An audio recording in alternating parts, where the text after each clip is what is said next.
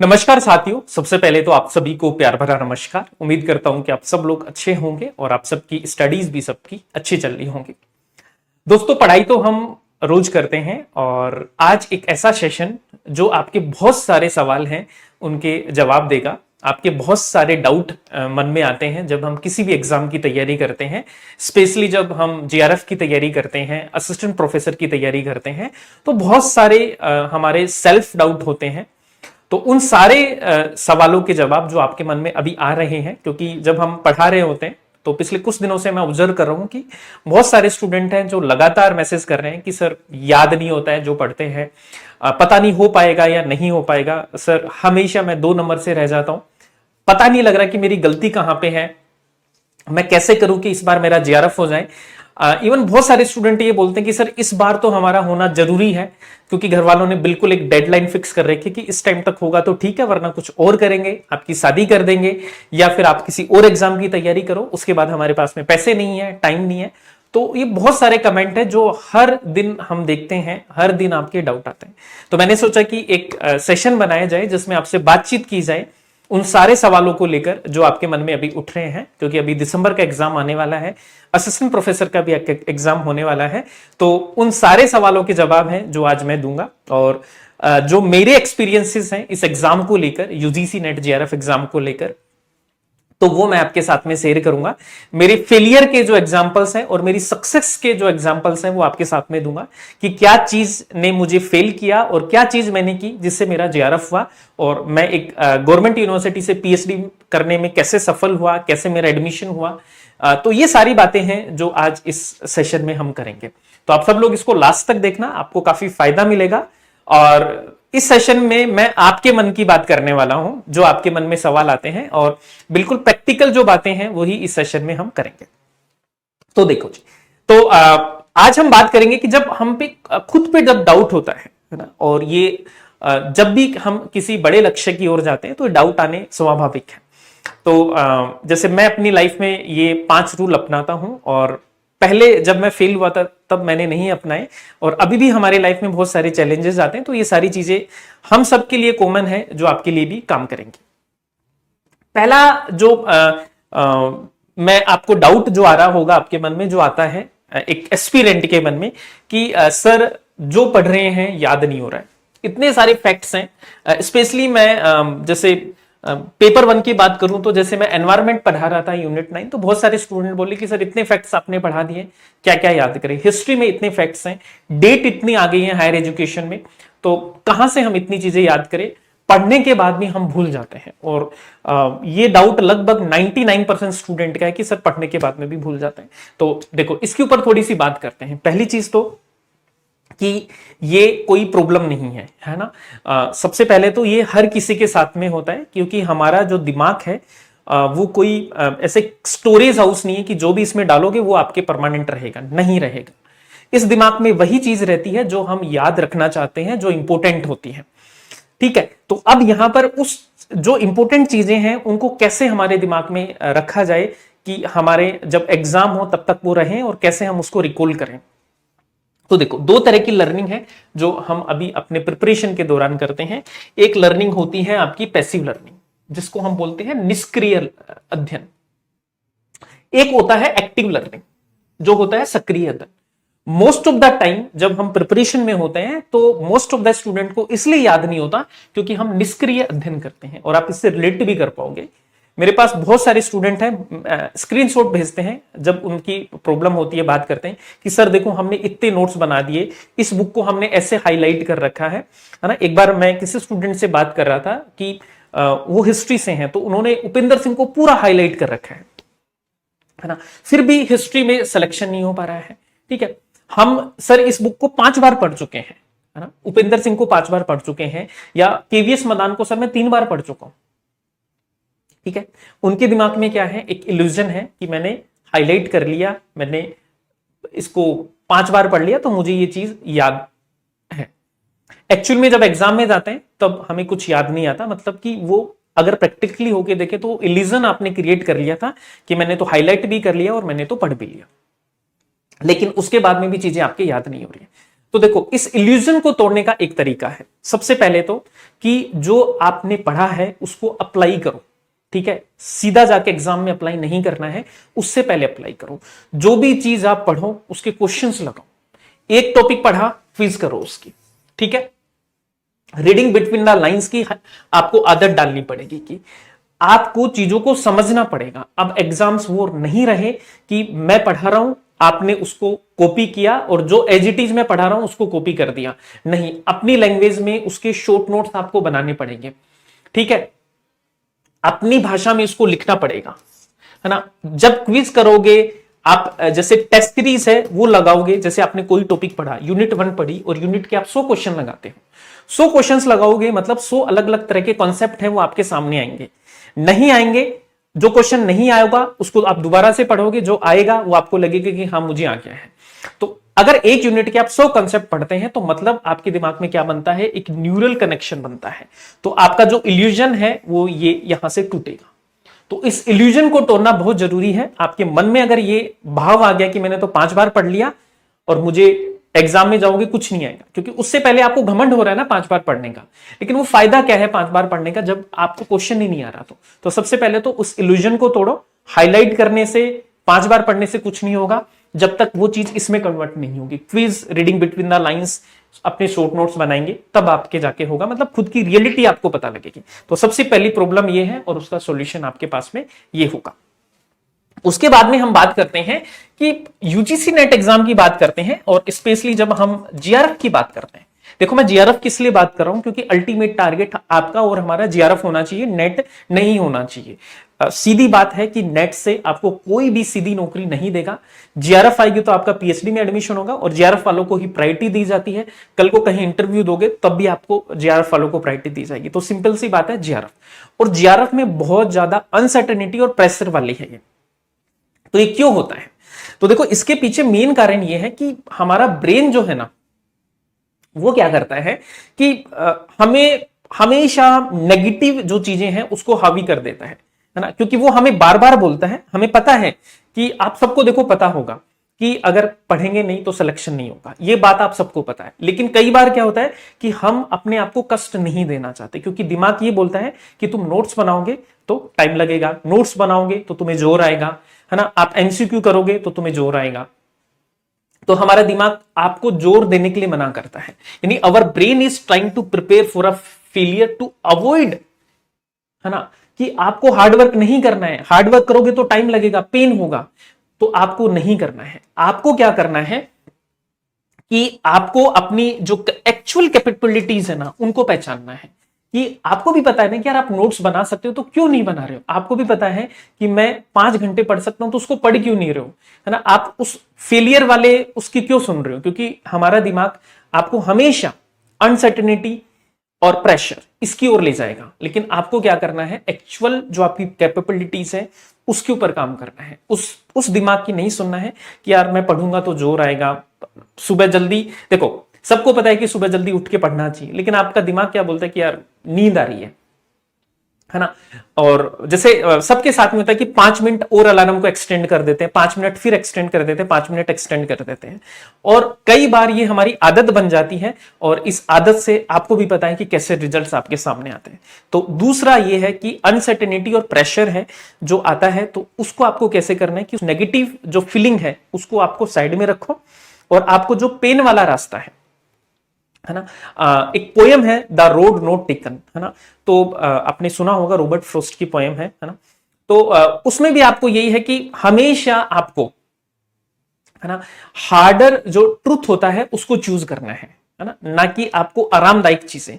आपका जो comfort zone जब आप तोड़ोगे तभी आपको चीजें मिलेंगी। तो अनसर्टेनिटी दूर कैसे होगी, उस कंफर्ट जोन को आपको तोड़ना है। उसके बाद में देखो, पॉइंटर नंबर 3 अपना है कि perfection is the hidden enemy. ये बहुत सारे स्टूडेंट के साथ में हो रहा है। आप मान के चलिए कि हम क्या करते हैं कि मुझे तो अगर यूनिट 7 में एक टॉपिक हार्ड लग गया तो मैं उसको करके नहीं जाऊंगा, यूनिट 7 ही छोड़ दूंगा। यूनिट डीआई मैथ तो मैं करके नहीं जाऊंगा क्योंकि मुझे तो आती नहीं है। है ना, और मुझे आ भी नहीं सकती, और मुझे तो 7 यूनिट है वो ही करके जानी है। तो सबसे पहले तो आप खेल ही रहे हो 35 क्वेश्चन पे, है ना, अगर मैं पेपर 1 की बात करूं। ऐसे पेपर 2 में भी आप करते हो, क्योंकि आपको लगता है कि जब तक मैं परफेक्ट नहीं हो जाऊंगा ना, तब तक तो मैं कुछ कर ही नहीं पाऊंगा। जब तक मेरी पूरी यूनिट कंप्लीट नहीं हो जाएगी तब तक तो मैं टेस्ट ही नहीं दूंगा, है ना। जब तक मेरा पूरा सिलेबस नहीं हो जाएगा तब तक तो मैं टेस्ट सीरीज ही नहीं दूंगा, है ना। फिर हम क्या करते हैं, इसके साथ में अनरियलिस्टिक गोल बनाते हैं। ठीक है, क्या बोलते हैं अपन, बोलते हैं कि 15 घंटे पढ़ेंगे। ठीक है, 15 घंटे कैसे पढ़ा जाएगा भाई, नहीं पढ़ा जा सकता, है ना। तो आपको क्या करना है, रियलिस्टिक गोल बनाने हैं जो आप अचीव कर सकते हो। छोटे छोटे गोल बनाने हैं, क्योंकि अगर आप एकदम से 10 घंटे पढ़ने की सोचोगे तो नहीं पढ़ा जाएगा, एकदम से पूरी 10 यूनिट्स रिवाइज करने की सोचोगे तो नहीं पढ़ा जाएगा। ठीक है, तो आप क्या करना है कि ये परफेक्शन वाली चीज है ना, इसको हटाना है। परफेक्ट कोई नहीं होता। इवन अगर कोई टीचर ईमानदारी से आपके सामने बोले तो उसको भी 10 की 10 यूनिट नहीं आती है पेपर 1 की। मेरा जीआरएफ हुआ है, लेकिन मैं ये नहीं बोल सकता कि 10 की 10 यूनिट मुझे आती हैं।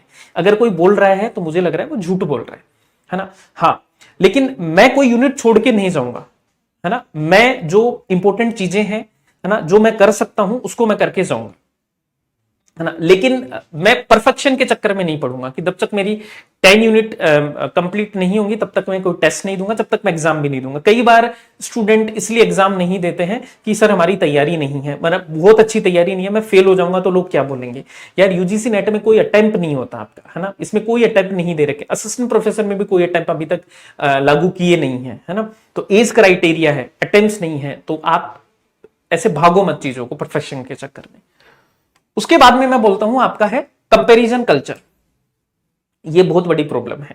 मैं यूट्यूब पे देखता हूं और उसमें हम देखते हैं कि स्टूडेंट क्या बोलते हैं कि यार ये सर अच्छा नहीं पढ़ा रहे, उस सर के चलो, है ना।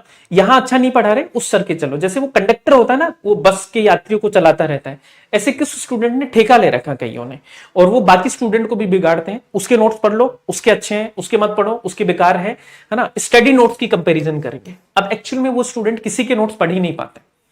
वाईटी चैनल्स को करेंगे भाई। एक बार आपको क्या करना है, एक बार उसको जांच लो, परख लो, उसके बाद उसी पे विश्वास करो। एक बार एक नोट्स खरीद लिए, उसी के ऊपर स्टिक रहो, है ना। वो तो 15 घंटे पढ़ रहा है, मैं तो 15 घंटे नहीं पढ़ रहा, है ना, तो मेरा तो नहीं हो पाएगा, है ना। उसके घर में तो ये है, मैं तो गरीब हूं। देखो जी, मोस्ट ऑफ द पीपल, आप जो तैयारी कर रहे हो सब लोग मिडिल क्लास ही हैं, जितना मैं मानता हूं, कुछ स्टूडेंट को छोड़ के। तो सबकी कंडीशन एक जैसी ही होती है और सबका स्ट्रगल अमूमन एक जैसा ही होता है, मिडिल क्लास वालों का, लोअर मिडिल क्लास वालों का, है ना। तो कभी भी अपनी जो परेशानियां हैं उनको कंपेरिजन नहीं करना है। जो हमारे पास में है उसी में आपको करना है।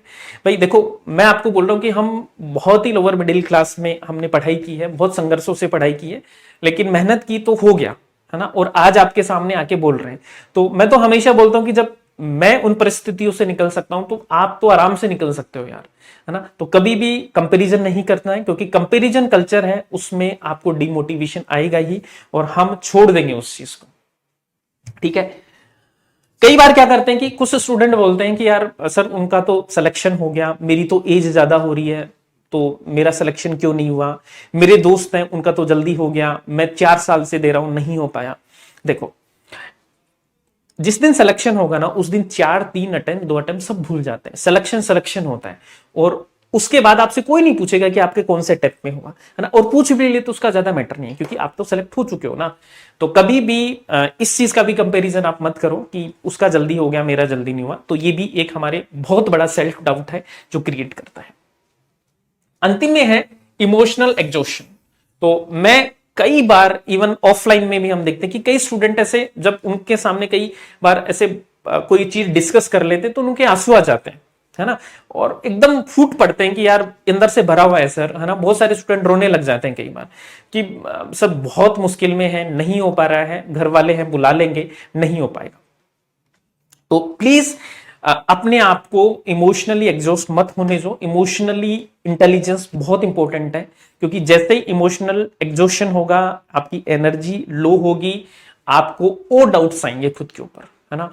तो इमोशनली कभी भी वीक नहीं होना है। अपने आप को कैसे भी मतलब बिजी रखो, थोड़ा सा उन नेगेटिव लोगों से दूर रहो जो आपको ये बोलते हैं कि यार नहीं हो पाएगा, जेआरएफ तो बहुत मुश्किल है।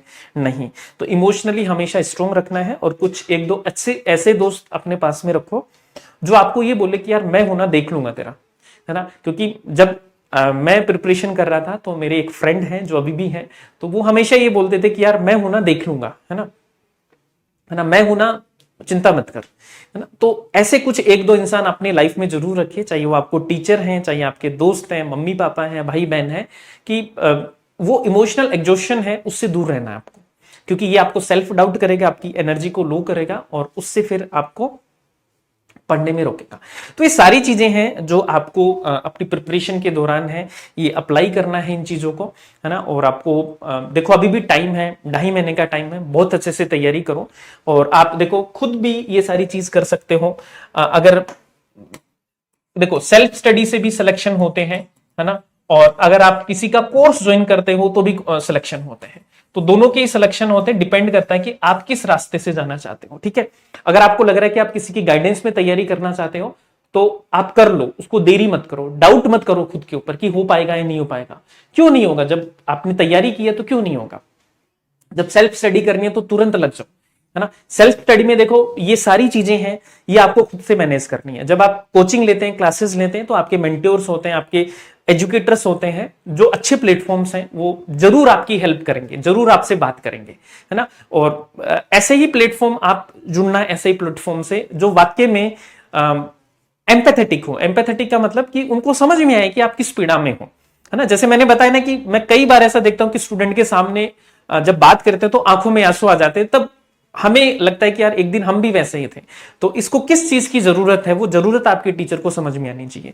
तो इस तरह के प्लेटफॉर्म से आप जुड़ के तैयारी कीजिए, है ना। और बहुत आसान है जेआरएफ, अगर आप ये सारी चीजें अवॉइड करते हैं, इन सारी चीजों का ध्यान में रखते हैं, एक सिस्टमेटिक तरीके से पढ़ाई करते हैं। तो ये बात आज आपसे करनी थी। दूसरी चीज, जो भी स्टूडेंट हमारे साथ में जुड़ के तैयारी करना चाहता है, तो अभी आपके लिए देखो एक ऑफर है यहां पर कि महानवमी का। तो जो भी स्टूडेंट तैयारी करना चाहता है तो आप MA20 कोड लगाकर, ठीक है, आप इसको ज्वाइन कर सकते हैं। तो जितने भी हमारे कोर्सेज हैं, पेपर 1 पेपर 2 सबके ऊपर यहां पर आपको डिस्काउंट मिल रहा है। तो आपको क्या करना है, MA20 कोड है जो आपको लगाना है, ठीक है। MA20 कोड लगाना है, इससे आपको जितने भी कोर्सेज होंगे उन पर 20% डिस्काउंट मिल जाएगा। अब लास्ट में देखो मैं 2-3 चीजें आपको और बताना चाहूंगा यहां पर, कि जितनी बातें मैंने बताई, है ना, तो हमेशा देखना ये सारी चीजें आप सबके साथ में हो रही होंगी, और यहां पे ये मैंने आपको बताए हैं तथ्य, फैक्ट्स, और एक है आपकी फीलिंग्स। तो हमेशा प्रायोरिटी फैक्ट्स को देना, फीलिंग्स को मत देना, क्योंकि फीलिंग्स है वो टेम्परेरी है, ये फैक्ट्स हैं ये आपके परमानेंट है। नोट्स बनाने हैं, रिवाइज करना है ना। फेलियर होंगे, फैक्ट है। पहली बारी में सिलेक्शन नहीं होगा, फैक्ट है ना। सेल्फ डाउट आएंगे आएंगे, ठीक है, चीजें याद नहीं हो रही है, नहीं होंगी, बार बार करने से होंगी, ये फैक्ट है। तो फैक्ट्स को तवज्जो देना है, फीलिंग्स को तवज्जो नहीं देना, क्योंकि फैक्ट्स परमानेंट है, फीलिंग टेम्परेरी है ना। कई बार क्या करता है कि हमारा जैसे वही वाली फीलिंग है कि सुबह उठते हैं 5-5 मिनट करके अलार्म को आगे एक्सटेंड करते हैं, वो हमारी फीलिंग है। लेकिन फैक्ट ये है कि जल्दी नहीं उठेंगे और रोज ऐसे करते रहेंगे तो आपका बैकलॉग बनता रहेगा और चीजें कंपाइल होके और फिर आपका कॉन्फिडेंस है वो लो करेंगे। आपको हमेशा उन चीजों पर फोकस करना है जो आप कंट्रोल कर सकते हो, जो नहीं कर सकते हैं उन पे फोकस नहीं करना है। जैसे स्पेशली मैं यूजीसी नेट एस्पिरेंट की बात करूं, वो अभी चर्चा क्या करते हैं, कट ऑफ क्या जाएगी सर। अरे यार उस पर किसी का कंट्रोल नहीं है, मेरा भी नहीं है, आपका भी नहीं है, आयोग का भी नहीं है। सर एडमिट कार्ड कब आएंगे, इसमें ही 2-4 दिन लगा देते हैं। अभी फॉर्म कब आउट होंगे, यार आप और मेरा कोई कंट्रोल नहीं है ना। मेरा किसी के डायरेक्ट कनेक्शन नहीं, किसी भी एजुकेटर का एनटीए से कनेक्शन नहीं है कि उसको पता हो कि फॉर्म कब आएंगे। एडमिट कार्ड का भी नहीं है, सेंटर कहां पे आएगा ये भी नहीं है। तो ये अनकंट्रोलेबल चीजें हैं। कंट्रोल क्या है कि सर मैं रिवीजन कर सकता हूं, टोटली आपके हाथ में। सर मैं नोट्स बना सकता हूं, टोटली आपके हाथ में। सर मैं टेस्ट लगा सकता हूं, आपके हाथ में। सर मैं क्लासेस ले सकता हूं, क्लासेस आपके हाथ में। जो कंट्रोल कर सकते हैं उन पे फोकस करो, इन चीजों पे किसी का कोई कंट्रोल नहीं है, हमारा भी नहीं है, आपका भी नहीं है, तो इसको दूर भगाओ, ठीक है। ये आपको करना है। दूसरी चीज, हमेशा अपनी परफॉर्मेंस को ट्रैक करना है। हर दिन ये देखना है कि आपने क्या किया है, क्या नहीं किया है ना। एवरी डे आपको अपनी परफॉर्मेंस को ट्रैक करना है। तो एक डायरी बना लो, चाहे A4 साइज की पेपर ले लो, डेली लिखो कि डे 1 ये मेरे टारगेट है। फॉर एग्जाम्पल पेपर 1 पेपर 2 में मुझे ये करना है, ठीक है, और इस टारगेट को मैंने इतना अचीव किया। चाहिए आप 70% 80% अचीव करो, लेकिन डेली उसको लिखो। डेली आपको पता होना चाहिए कि मैंने बोला कि वो इल्यूजन है, उसको तोड़ना है आपको, है ना। आपके अंदर वो घमंड आया हुआ है ना कि मैंने किताबें पढ़ी हुई हैं, मैंने ये किया वो ये किया, उस घमंड को तोड़ना है कि आपको रियल में पता होना चाहिए कि आप क्या कर रहे हो, ठीक है। तो ये करना है, तो ये सारी चीजें आपको करनी है, ठीक है। बाकी मैंने बता ही दिया ऑफर वाला कि आपको मार्ट20 कोड लगाना है। जैसे अभी फाउंडेशन बैच की बात करूं तो पेपर 1 और पेपर 2 दोनों के बैच अभी आपके लिए चल रहे हैं, ठीक है। तो पेपर 2 में आपको जियोग्राफी मिलेगा, पेपर 2 में आपको हिंदी के बैचेस आपको मिल जाएंगे और साथ में हिस्ट्री के बैचेस हैं जो आपको मिल जाएंगे। तो पेपर 1 का जो अपना बैच है वो है आपका प्रतिज्ञा बैच, तो इसको ज्वाइन कर सकते हैं। पेपर 2 हिस्ट्री का बैच आप ज्वाइन कर सकते हैं, जहां पर आपको कंप्लीट हिस्ट्री का कोर्स मिलेगा, है ना। और इन सभी कोर्सेज पर आपको डिस्काउंट मिलता है। साथ में पेपर 1 की बुक है आपकी अपनी यूनिवर्सिटी की, इंग्लिश मीडियम और हिंदी मीडियम दोनों में आपको ये बुक है जो मिल जाएगी, अपनी यूनिवर्सिटी की ऐप पर मिल जाएगी और अमेजोन से भी आप इसको बुक कर सकते हो, ठीक है जी। ये अपनी यूनिवर्सिटी का ऐप है, टेलीग्राम चैनल है, इनको आप डाउनलोड कर लीजिए। और ये हमारे सपोर्ट टीम के नंबर है, कोई भी डाउट है कुछ भी पूछना है तो यहां से आप पूछ सकते हो। So thank you so much, बाकी मिलते हैं नेक्स्ट सेशन में, और आज के लिए इतना ही।